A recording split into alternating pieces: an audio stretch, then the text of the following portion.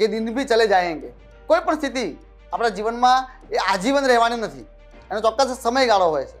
અને સમયની અંદર જો આપણે સમયને પારખીને એ દુઃખને સહન કરીશું, દુઃખને વેઠીશું, તો આપોઆપ એ દુઃખ આપણા પરથી પસાર થઈ જશે. હું ડૉક્ટર રાકેશ રાવત, આણંદ હાઈસ્કૂલ આણંદ, શ્રી રામકૃષ્ણ સેવા મંડળ સંચાલિત આણંદ હાઈસ્કૂલ આણંદમાં હું છેલ્લા 15 વર્ષથી ગુજરાતી વિષય ભણાવી રહ્યો છું.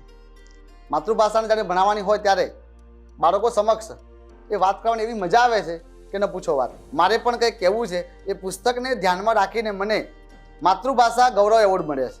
તો એ પુસ્તકનું જ્યારે વિમોચન થયું એ પણ 5મી સપ્ટેમ્બર યાની કે શિક્ષક દિનના દિવસે ગુજરાતના ઘણા સર્જકો, સાહિત્યવિદો અને શિક્ષણવિદોની હાજરીમાં આ પુસ્તકનું વિમોચન થયું.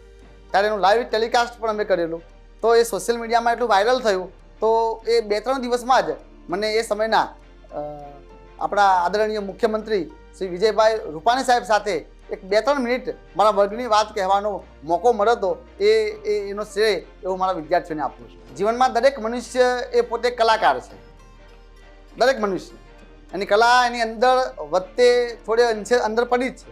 પણ જ્યારે કલાને પ્રેરક પરિબળો એના આજુબાજુના વિસ્તારમાંથી મળી રહે, એના જીવનમાં આવતા સંઘર્ષો કે એના પરિવાર જે દરી આંખે જોવે છે એનો અનુભવ એને કામ લાગે છે. અને સાથે સાથે અનુભવથી મૂળ વાતે કે માણસ કેટલો બધો પ્રવાસ કરે છે, લોકોના સંપર્કમાં કેટલો છે, વાંચે છે કેટલું, વિચારે છે કેટલું, અને જ્યારે એ દ્રષ્ટિકોણથી એ માણસ વિચારે તો એની અંદર એ સાહિત્યના રચવાના બીજ એ ધીમે ધીમે અંકુરિત થાય છે.